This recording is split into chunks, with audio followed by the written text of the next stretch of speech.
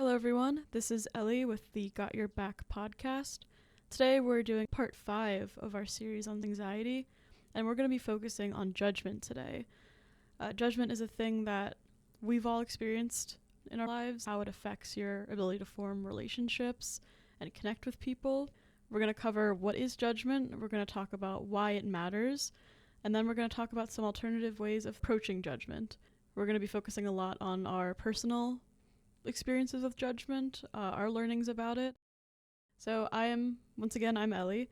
I'm one of the junior co-hosts of Got Your Back. I have been an active client for about 2 years now, and I'm finishing up my 5th year at Northeastern University. I'm Ritu. I'm a junior host of the Got Your Back podcast. I'm an active client of the mental health counseling, grounded in the 3 principles for about 2.5 years now. I just graduated from Northeastern University, and I was part of a 5-year program there. Hi, I'm Faith Escudero. I'm your host of Got Your Back podcast. I'm a licensed mental health counselor, school psychologist, special and elementary education teacher. Let's dive in. So, what is judgment? We are all using the power thought inside. We actually have 3 powers. One of them is the power thought.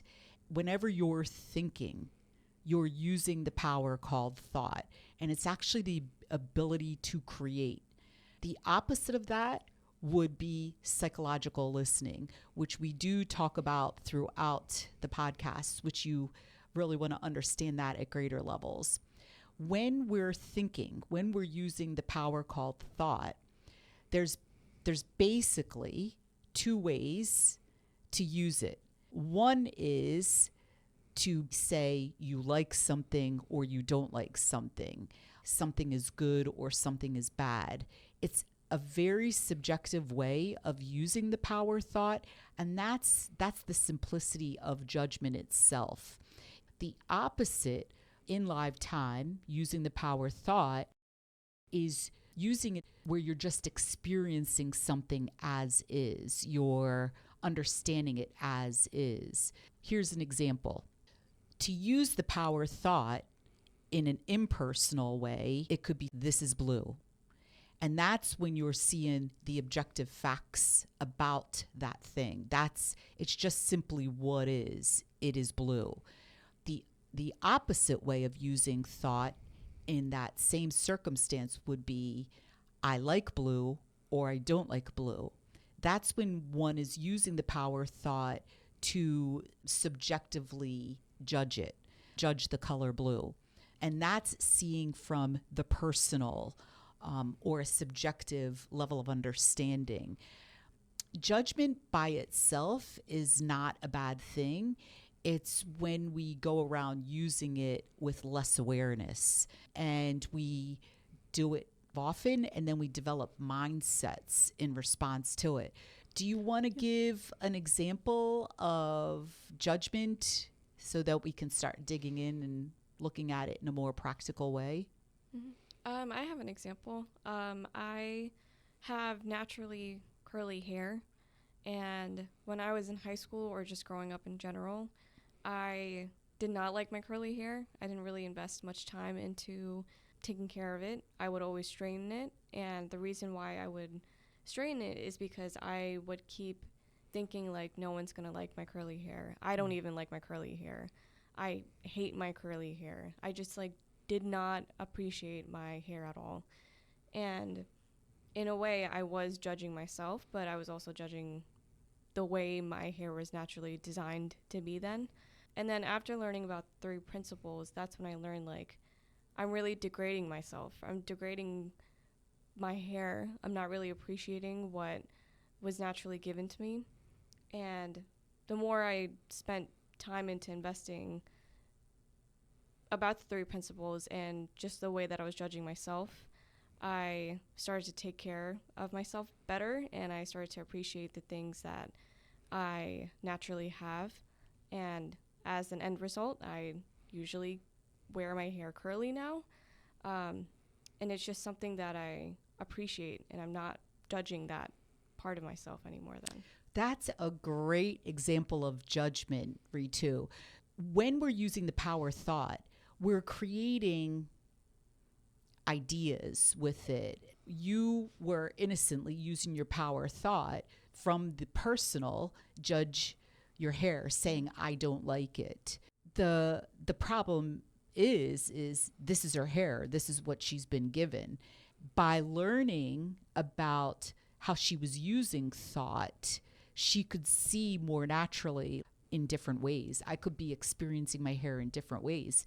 So by using the power thought in a more knowledgeable way, in a more conscious way, she was able to say, this is my hair, and look at it through an impersonal lens, and then start learning how to work with her hair. It's a really important thing to understand. When we use the power thought to judge something, it could be we're judging ourselves, we're judging someone else, or we're worried about people judging us. These are all less aware ways of using the power thought. That's where a lot of anxiety can come from, feeling really nervous if I'm good enough, or in this case, being not happy with your hair, not being able to enjoy it. It's like you're innocently not developing a very healthy relationship with yourself and what you've been given. That's where a lot of body issues can come from, or poor self-image. It's a powerful thing to learn about this power called thought and how it works, and to use it more consciously. So the point is now you just more naturally enjoy your hair. You have a better relationship. That thing you didn't like about yourself, that you were judging about yourself, it's like erased now from more knowledge, more mental health that you've cultivated, and by learning to use your operating system more consciously. Yeah. The 3 principles is the operating system inside of us. It's not the brain. It's the power we have inside. It's mind, which is the source of the energy inside. It's the living energy. And then it's consciousness, which is awareness inside. And then it's the power thought. And we're using these 3 powers, this operating system inside every single moment. It's almost like creating an invisible pair of glasses. When you believe what you're creating inside, you look at the world through this invisible lens that you're creating. When it comes to judgment, in a number of ways, it can be a very tainted or contaminated lens we're looking through. And then we're feeling anxiety, we're feeling nervous. We're not really ourself, our authentic self, and enjoying life. What I'm understanding from you two's example is that it's not about learning to like love your hair all the time, or to always kind of like do it in a way that you find pretty, but more about just accepting where you're at. Is that on track, or could you talk a little bit more about that? When you put the power thought down and you just go into what we call psychological listening, you're seeing the facts about what is. You're experiencing what is. This is presence. Maybe there's some days your hair is more frizzy. Well, it's like, that's what is. Then you like accept it, or you appreciate it, and maybe you do your hair a different way. You're building a good relationship with your hair. So it's not like your hair is perfect or it needs to look a certain way. You're more resilient, you're more appreciative, like this is where it's at. And then from that impersonal lens, that objective lens, maybe that's a day you pull your hair back and you enjoy a ponytail, or maybe that's a day you straighten it, or maybe that's a day you use different products in your hair. You're actually like building a good relationship with your hair, a healthy relationship with hair. Did I answer your question, Ellie? Yeah, definitely. Seems like it's a lot about like building resilience with whatever it is you're looking at. Mm-hmm. I also had another question that, like, before, when I was consistently going to my straightener, I was thinking in my head, like, this is going to make me feel better. Am I still judging it? Oh, that's a really good question. The feeling you live in is on the inside. Mm-hmm. From a lower level of self-awareness or mental health, you were under the impression, oh, I go straight my hair, I get rid of these curls, And that's on the outside. That's going to make me feel better on the inside. Mm-hmm. That's a total misunderstanding. That's a lower level of psychological awareness or mental health, how you actually work inside. I'm sure there's people in our audience that could actually say when they have done things thinking it's going to make them feel better on the inside, they're relying on this thing on the outside. And there's actually times where it did not make them feel better on the inside because the feeling originates from the inside and how you're using your operating system moment to moment. That's why you want to understand the 3 principles and cultivate more awareness around that, because then you're understanding what you're doing with your operating system, why you're feeling the way you are on the inside. This is why using your operating system more consciously to build a more conscious relationship with your hair, with what nature has given you, that's going to be the sustainable resolve. That's what's going to just upgrade sustainably your relationship with yourself, instead of judging what you have or judging what you anything about yourself. That's where you use your operating system more to reflect, more to psychologically listen, more to ask questions, very simple questions. So you're using your power called thought instead to reflect. You're just in a much more resilient state. And then along the way, it's going to hit you. You're going to have realizations. Oh, this is how I do my hair, or these are the products that I use, or this is why I've been feeling this way about my hair. The interesting thing is we can use the power thought against ourselves. And that's really what anxiety is, when we're like social anxiety, when we're saying, am I good enough? Are people going to like me? We're using our operating system, our power, to judge ourselves, to in some way say we're not going to meet the expectations of the outside. Or we could even use our power thought to judge others. For example, you're at an event and this person's talking. You hear yourself saying, boy, they're really boring, or this is really boring.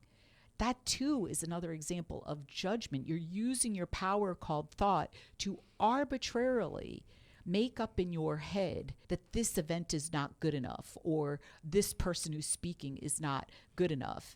And in those moments when you're feeling that bad feeling of feeling bored, that feeling is signaling you could be using your power more consciously. Your mind could be more open. You could be seeing it from a much healthier state of mind and actually enjoying yourself and learning a lot more and engaging a lot more. We not only, with the power thought, have the ability to judge ourselves and have a poor relationship with ourselves, but also with others. And that can be seen more as being arrogant, calling the speaker boring, or calling the event boring. It's this subjective lens that you're making up, this tainted, contaminated lens you're making up, and you're looking at the event through. And really, you're holding happiness away from yourself. You're holding a good feeling away from yourself in that live moment. I hear you saying like the words bad and good to describe feelings that you experience. Is that an example of judgment, or is there maybe something to understand about? Really good question. So when we're talking good or bad, we're either talking from the impersonal, objective facts, or we're talking from subjective ideas that the thing is good or bad. So, for example, objective facts. It's bad to steal someone's purse or to steal someone's money.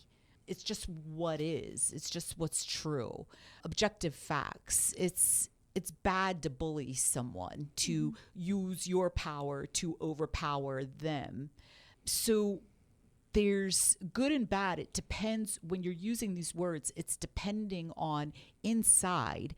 Is it coming from what I call innate wisdom, from the impersonal, from seeing these are the facts about the situation? Or is it coming from the subjective, something that you're making up? And you'll also know by the feeling inside. When I'm talking from the impersonal objective facts about the feeling.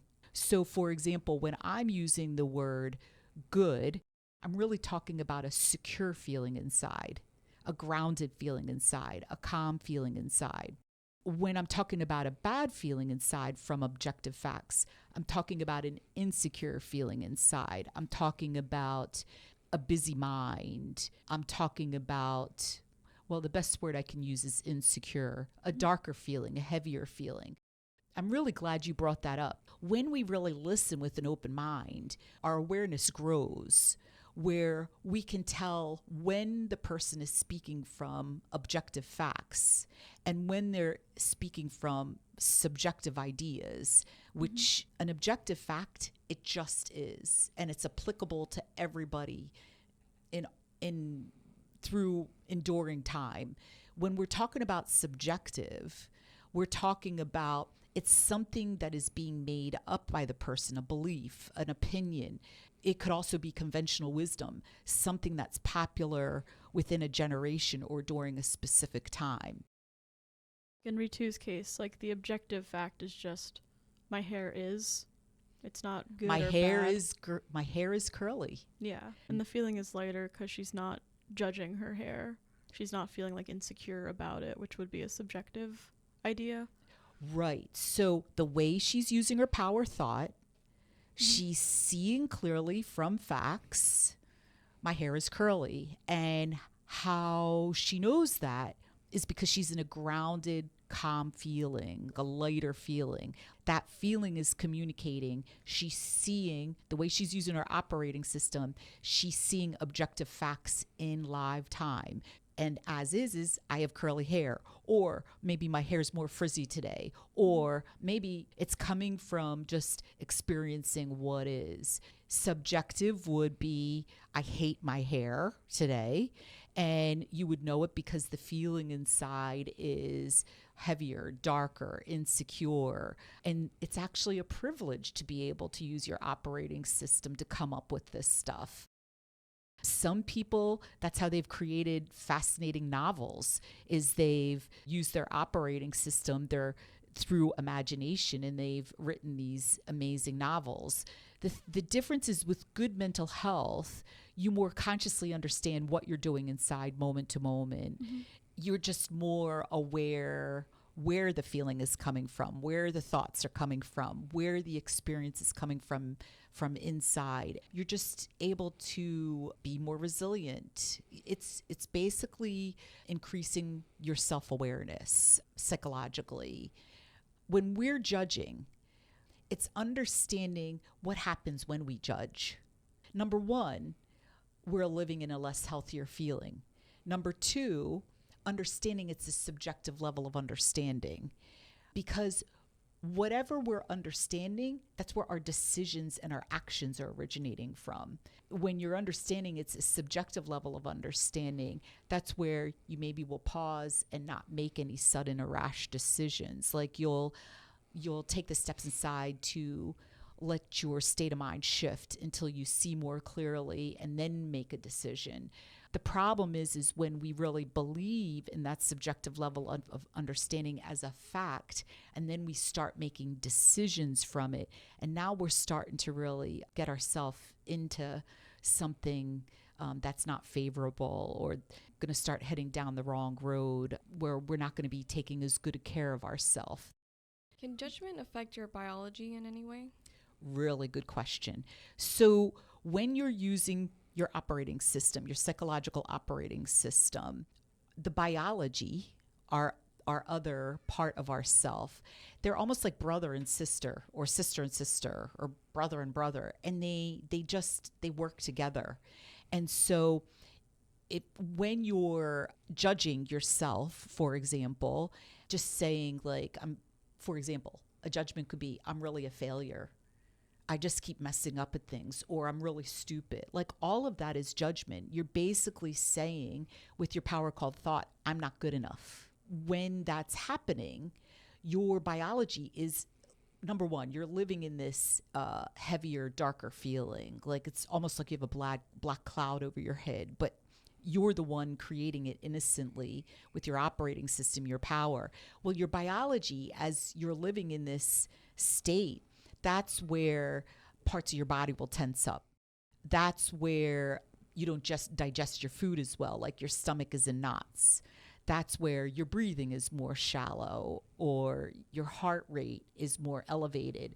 When we are judging ourselves or others in live time, we're talking about, it's affecting our biology too. It's also really affecting our relationships, because if we have a lower level of understanding about whether someone loves us or whether someone is respecting us, our understanding is off in that moment.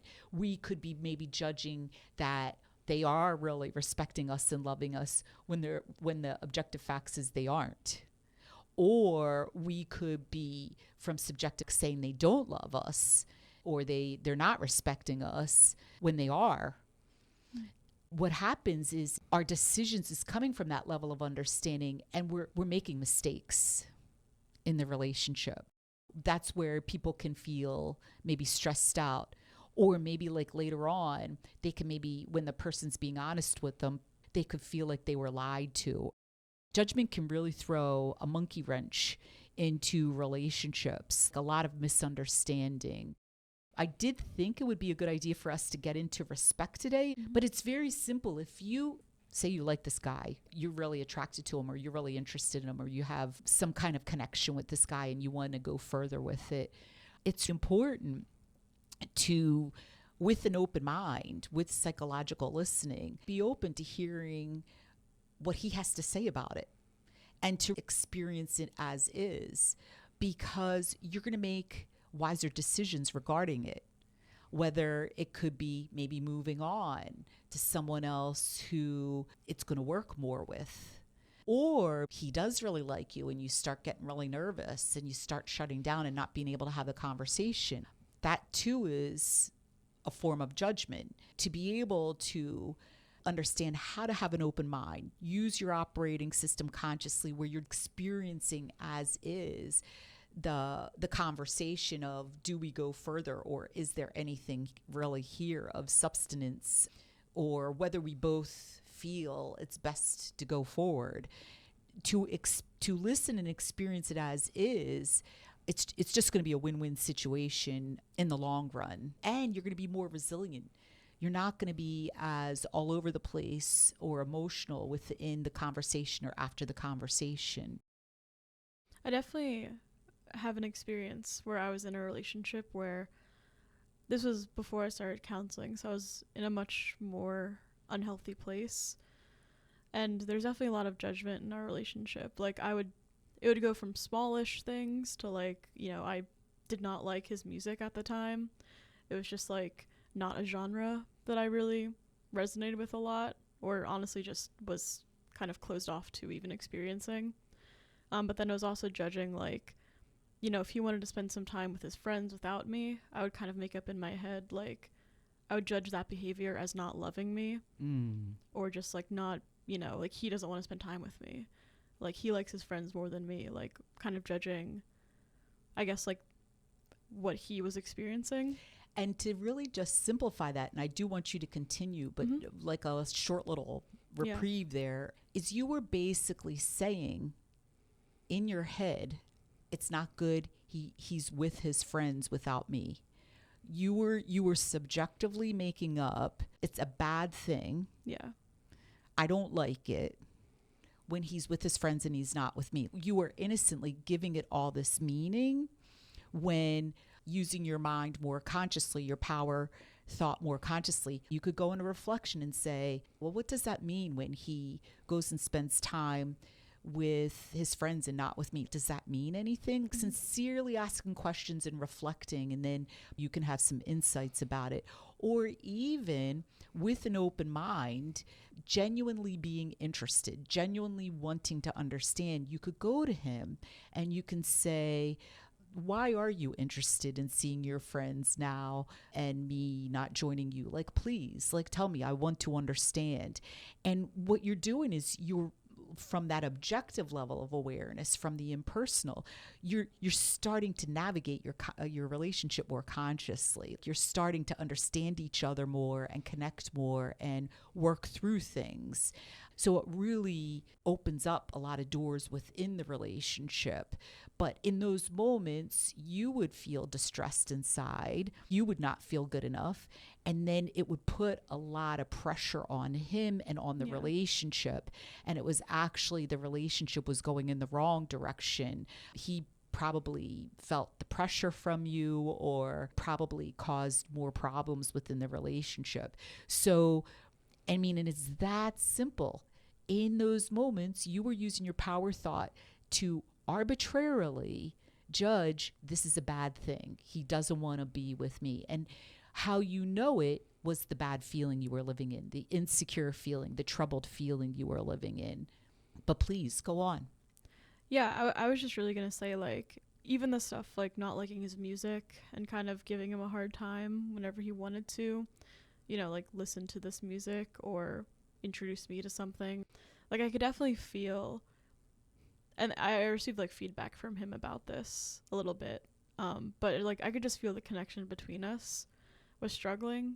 Cause I mean, like looking at it now, it feels very simple. Like I was not open to getting to know about him, being able to experience like whatever he was bringing to our relationship. I was kind of just bringing like my own ideas of like my music taste is better, or like, you know, I'm doing him a service by like showing him my music that's better, and all these like ideas that just weren't really respecting him and where he was coming from and what was important or meaningful or cool to him. So definitely, this is the power of cultivating more mental health. This is the power of cultivating more self-awareness. Right now, as we're talking about it, it can seem very simple. And in the end, it really is simple. We're not saying easy, we're saying simple.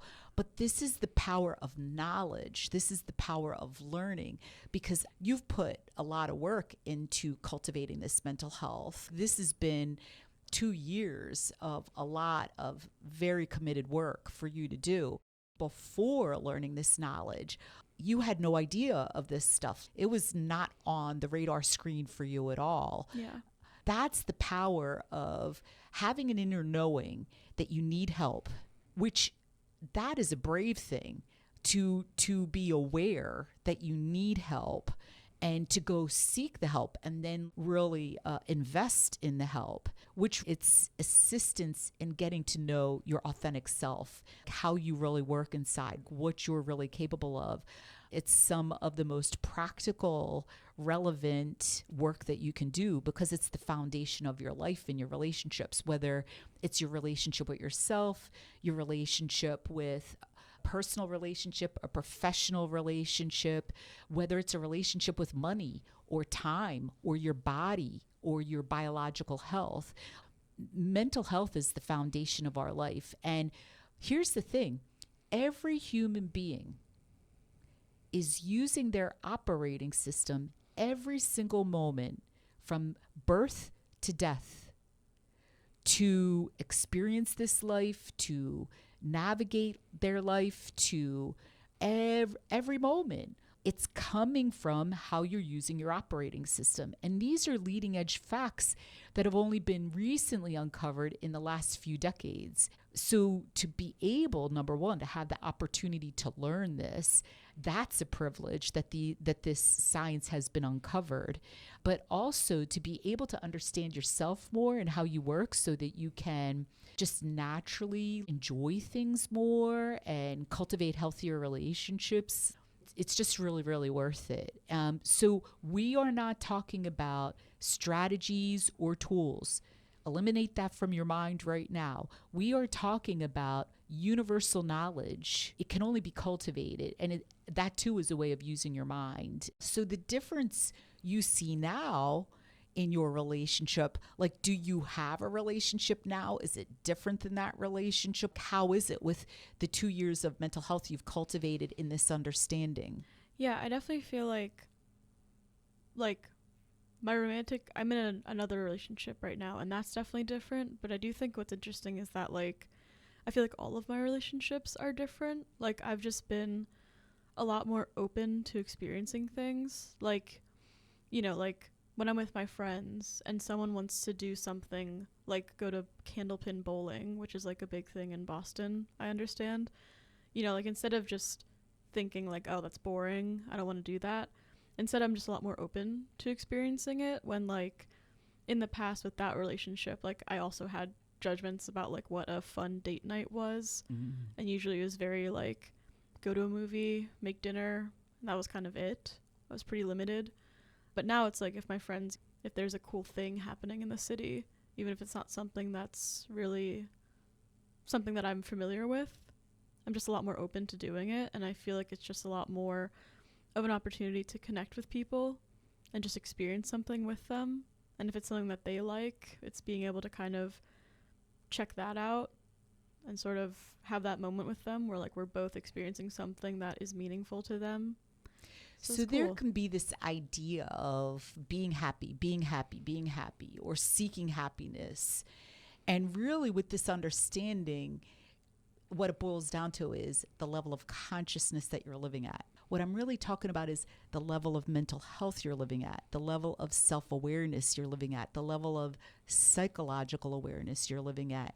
And the more we cultivate mental health intentionally, particularly in this understanding 3 principles psychology, a human being just naturally experiences greater and greater levels of consciousness inside. The more that happens, there's just more of an ease in life. Life just becomes simpler. What used to be in the past mundane experiences, actually a lot of joy can be experienced in them because of the level of consciousness you're living at. So what I hear for you, Ellie, is as you've cultivated and experienced new levels of consciousness, you've let go of all these subjective expectations that you had in relationships. These invisible things that were in your head just kind of fell away like prison gates. Now you're just in such more of a space to just naturally enjoy things. That's you seeing more and more from your authentic self. Do you have anything to add to that, Ritu? Yeah, I feel like one of the biggest things that I've realized is just I wasn't understanding I'm the one that's in control of all the judgments that I'm having about the world or about myself. And once I realized it would be better for me, more healthier for me to just accept what is, I started to understand like how to enjoy winter more, how to enjoy the rain or like the wind more, or things about myself. Could we take a little look at weather? Realize it, listeners, like how often we all judge the weather and how that is responsible for our happiness that day. Mind you, in the winter, we might need a little more vitamin D to help us out to feel better because we're not getting as much vitamin D from the sun. That's something separate. But we're talking about psychologically going outdoors and just experiencing the weather as is, appreciating it as is. That's psychological listening. And what we're talking about here is a lot of people will call it meditation, but really it's psychological listening. It's the state of no thought, no thinking. You're letting your power thought, almost like a magical paintbrush, stay in its container in that live moment. You're letting it stay on the table, and instead you're just receiving whatever is happening with the weather. You're allowing yourself to experience it as is, whether it's winter, whether it's summer, whether it's sunny, whether it's rainy. And it really opens up a lot of doors as far as being able just to enjoy whatever Mother Nature is doing. I've come to understand Mother Nature knows best when it comes to weather. I used to really dislike cold weather before I started using my operating system more consciously. I loved hot weather, being in the sun, sweating. As I was learning this myself, then I was living in New England for graduate school. What I would do is I would just go outdoors and I would listen, receive, notice and observe what my body was doing in response to the cold weather. I'd feel it on my face and I'd feel it myself experiencing chills. It's actually a privilege that your body is communicating, saying, oh, it's cooler right now. It ended up where I got involved some winter sports. Never knew I would do that in my life. Actually, really enjoyed the winter sports. Just was seeing the winter through a whole different lens inside. It opened up so many doors. Plus, I dressed more appropriately. If I was cooler, I put more clothes on. If I was warmer, I put less clothes on. I just did things that made sense. Those new levels of consciousness just led to enjoying what is more of the time. I think you even talked a little bit about some subjective mindsets you had about whether Ellie Yeah. It's actually kind of funny. Like, I had a lot of mindsets about summer and just like really hot weather, and the words I would have used then was that like I hated being sticky and being sweaty and warm. And there are also like a lot of other judgments I had about summer that were more like psychological, like, summers when my friends move back home from college, or like my friends from home go back to college at the end of the summer, and all this stuff. So I would have like all these judgments that kind of just culminated into like a mindset I had about summer as just being really bad. And like living in New England, summers are, they get pretty hot. They're pretty significant. And I live in New England, and so like part of just like getting healthier mentally was learning to just kind of accept summer, and then also learn to even enjoy it in some days, just like appreciate the seasons changing, appreciate all the stuff that opens up around Boston in the summer, just like appreciate, like summer fashion and all the like colors that come out. And so that if I could elaborate on one example of what you were saying, you would call it bad with your power called thought when you would sweat. Understand in that moment, your body is doing what it needs to do biologically. There's a reason it's sweating. Instead, just experience the heat, to just experience the sweating. Now your body's able to do what it needs to do without any pressure. But that judgment would then create a tension in your body, whether it's in your stomach, whether it's in your neck or your shoulders or somewhere else. So it's actually putting pressure on the very thing that it needs to do at that time. To be able to experience as is, be good in your own skin when you're sweating, and then do the right thing, maybe wear less clothes, or when you're finished the activity, go take a shower. That's common sense, experiencing it as is and then doing the right thing. Can you change summer?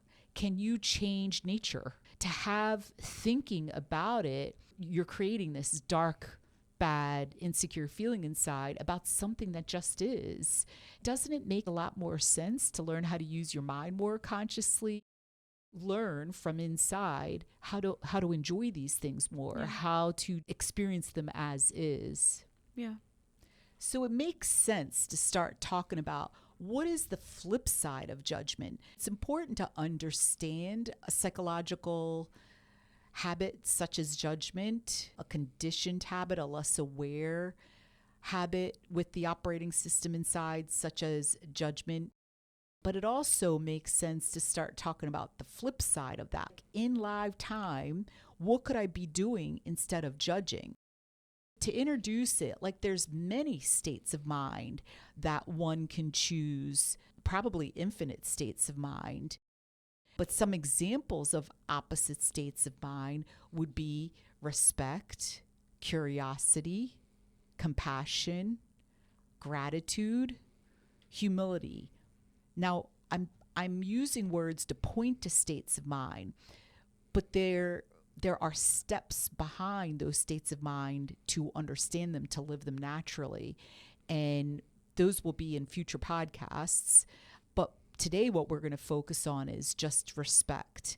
There's steps behind living in that state of mind in current time, especially if you're moving from a judgmental state of mind to a respectful state of mind. There's steps inside to become more and more aware of that you just naturally do with your operating system. But there's also just understanding the state of mind itself, why to do it, what is it. we did have in a previous podcast where Ritu gave a great example where she was teaching in the classroom.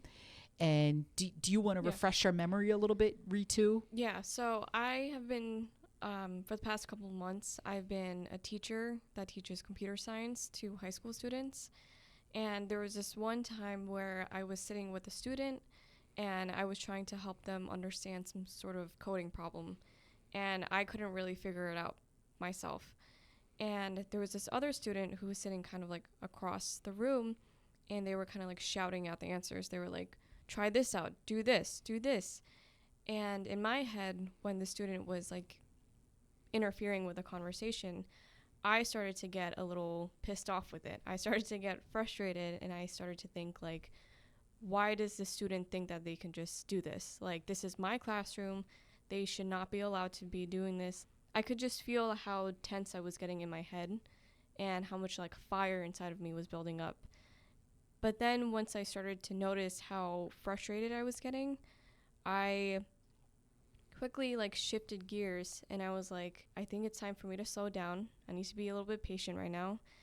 And when I was hearing the student shout out the answer, I was like, they're making sense right now. This is the correct answer to the problem I'm trying to help this other student out with. And I felt like in that moment, I was shifting from frustration in my ego to respect, where I was listening with a more open mind to the other student, and I was kind of just letting it be, but also not having this like huge expectation that I'm the teacher, like I'm the one that should be controlling the situation. I was shifting it into a more open environment then. So what I hear you saying is, with your operating system inside, you were creating this perspective where you're the authority figure, you know better. Where does this student get off thinking they know as much as you know? Am I correct in understanding? Mm-hmm. And then what happened was, because of what you learned in mental health counseling, grounded in the 3 principles, you started noticing the feeling inside. You noticed the feeling was frustrated. Even as you were taking those steps, you were already letting your head clear out. And your awareness was growing in present time, how you were using your operating system, how you were understanding what was happening on the outside in the live context. As you were taking the steps inside, it was becoming more clear to you from innate wisdom, from objective facts, from the impersonal. The student was merely helping out, and that they, from respect, they were actually understanding the coding problem. Yeah. That's a great example of, first, from judgment, you were innocently putting yourself and him in a hierarchy. You know better than him. You know more than him. You should be treated a certain way. All of that saying innocently from a lower level awareness, what he was doing was bad. Mm-hmm. I'm assuming it's a he. Maybe it was a she. You were arbitrarily using the power called thought and saying what the student was doing was bad from a subjective level of understanding. And you knew it was a subjective level of understanding because of the insecure feeling inside of you, the more heavier feeling inside of you, the less grounded feeling inside of you. And you are also given an excellent example of, it's called self-regulation, where you're taking the steps to become more aware in present time that you are using the power thought to judge the situation, and you're taking the steps to see it from a healthier state of mind, a more secure state of mind, a more resilient state of mind. That is a good introduction to respect. There's a big misunderstanding about respect, and the mindset can be, I will respect you when you show me respect. Really, what's behind that mindset is the outside has to be doing something in particular for me to do the right thing on the inside, or for me to live in a healthier state of mind on the inside. With more psychological awareness, with more self-awareness, the feeling always originates from the inside. It's always what you're choosing to do with your power. And if you're choosing to withhold respect because the outside is acting a particular way. Number one, understand you're choosing to live in a bad feeling, because respect is a secure feeling inside. It's a grounded feeling inside. It's a calm feeling inside. So when you're choosing to view a situation from respect, number one, you're taking good care of yourself psychologically and biologically. You're actually the leader in this situation too, guiding it, navigating it to a healthier place, to a more conscious place. And these are actually the steps to creating peace in the world too. It's starting with peace on the inside, respect on the inside, a grounded feeling on the inside. And from that place, that's how peace can be created on the outside. That's where people can get on the same page, see eye to eye metaphorically. Can we talk a little bit more about like what respect is, like what it feels like, and I guess like how you know you're respecting someone, I guess? I'm speaking from realizations I had. Number one, this might be helpful. I was born and raised in Philadelphia, and there can be, in general, when I was growing up, maybe it's very different now, there can be kind of this fiery attitude, as Ritu was pointing to in our last example, this mentality of speaking up, maybe sometimes in some cases defending yourself or firing back. So growing up with those states of mind and then learning this understanding, I had a big realization one day.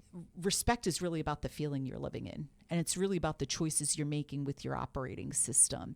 And when you're choosing to be respectful, you're choosing good mental health, because the feeling, it's a pleasant feeling. It's a grounded feeling. It's really about the choice you're making on the inside, no matter what's going on in the outside.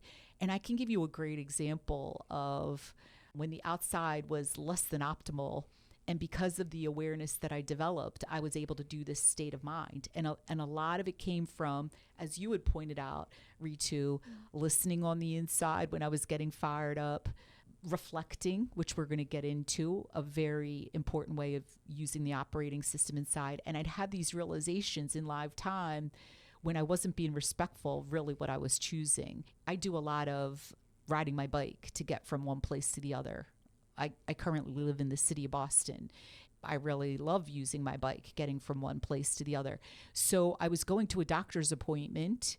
I was riding my bike. I was in the bike lane. I was in the place I belonged. I could hear coming up behind me this car honking its horn.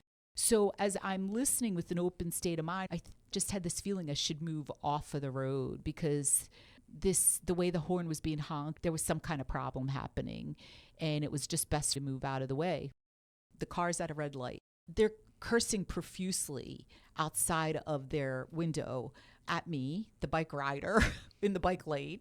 They're just one zinger after another, calling me names, just really fired up. It looked very personal. They're speaking to me directly. They're speaking in this very angry, aggressive tone.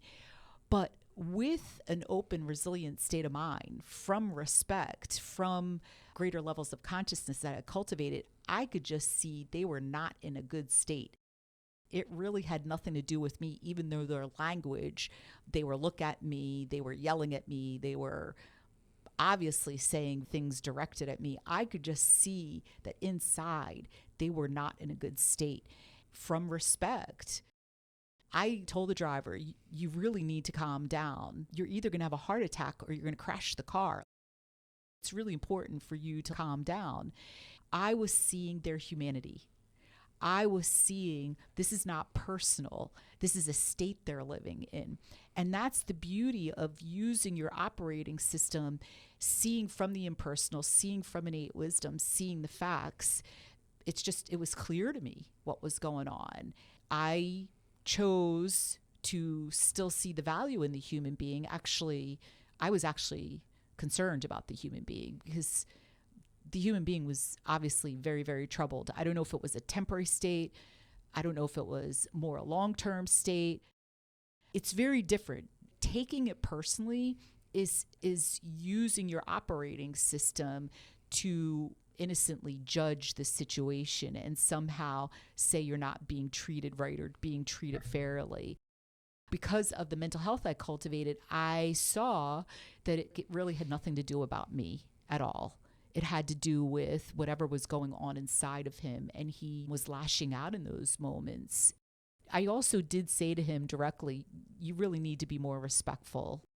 It's really important for you to calm down and be more respectful for your health, for the safety of the traffic. I said it in a way that made sense at that time. When the light turned green and he took off and he was still yelling, I went up the hill. I actually said a prayer for him. Whatever it is happening that he heals from or understands more. I was in a very resilient state the whole time. But ironically, as I'm riding my bike up the hill, this person in this black pickup truck, he started beeping his horn as he's driving to my left, and he gave me the thumbs up and he said, you were awesome, right on. And I was just like shocked. That's an example of valuing the other person, being willing to see with an open state of mind. Honestly, it even resonated with some other people in the traffic. It was amazing, really a surprise. By being in a healthy, respectful state, I was able to navigate it more safely, more consciously, take better care of myself. Yeah. I was leading from the state of respect. I think the key thing to understand there too was not only my level of consciousness, my level of mental health.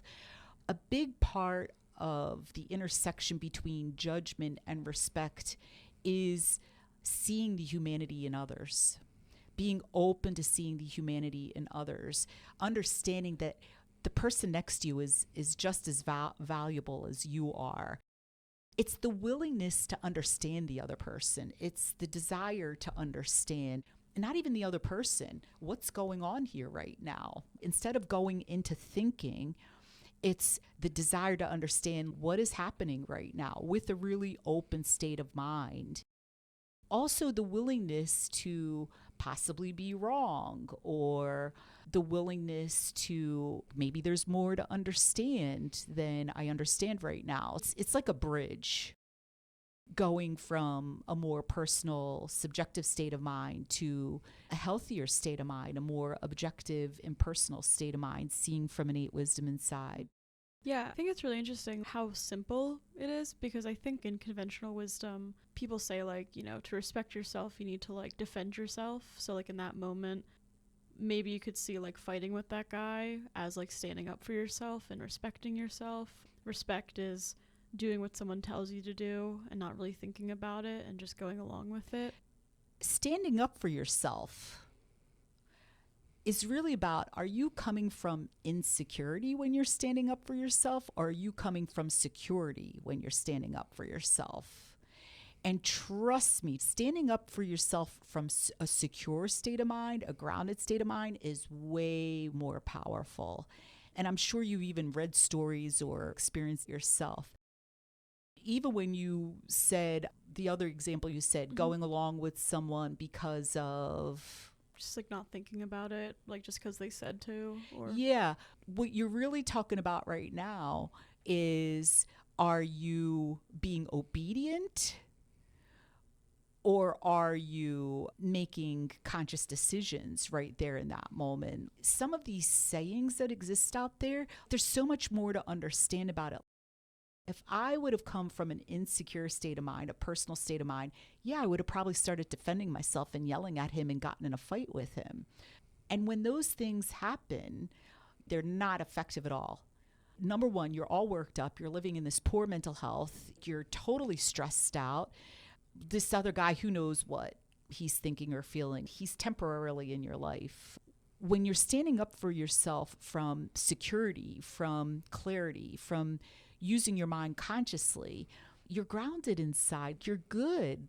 All you're doing is clarifying, you're making things clear, you're setting good boundaries. I know that's what I was doing with him.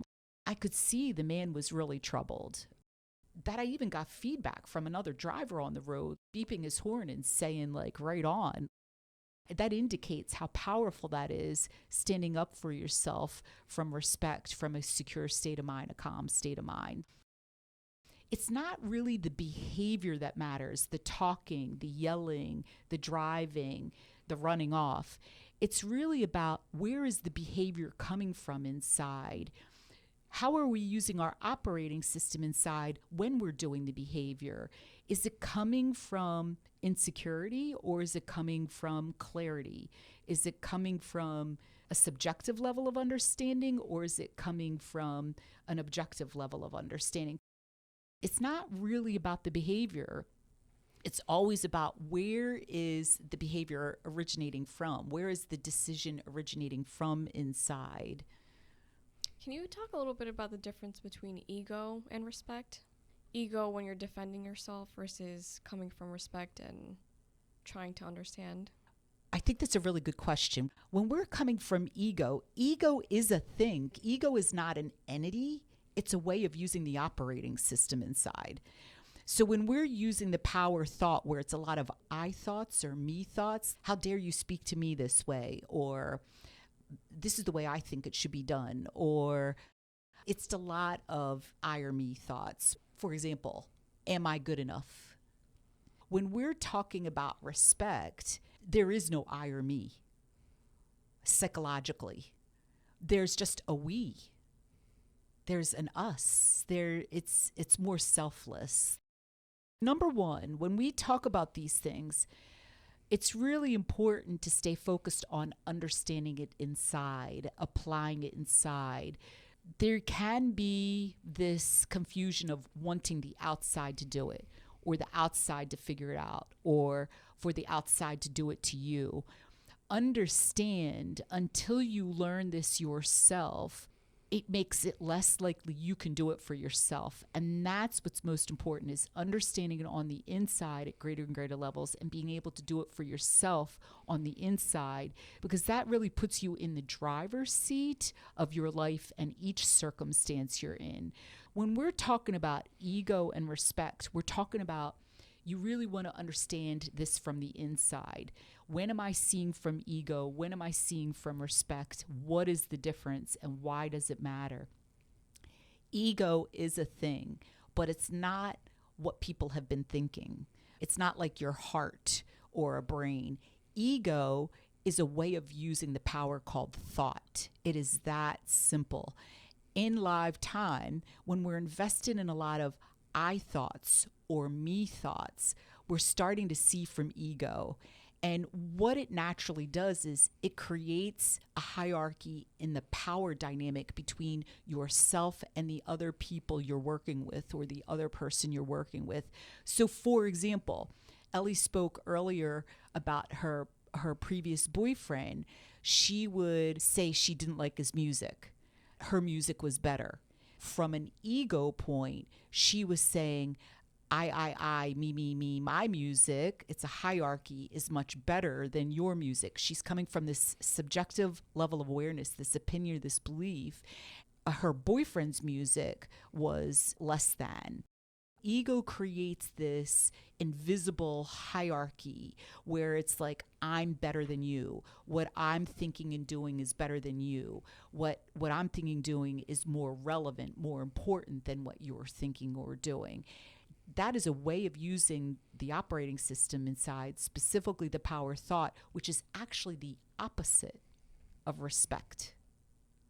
When you're coming from respect, you're using the power thought where you're seeing the other person has as much value as you do. Your outside might be different. The person might be older. The person might have more education or more money, or you might have more education or money. So the outside can appear very different. But on the inside, you're both human beings. You both have the same operating system. You both have as much power on the inside as a human being. And so you're approaching it psychologically from that level of awareness that there's this equality psychologically.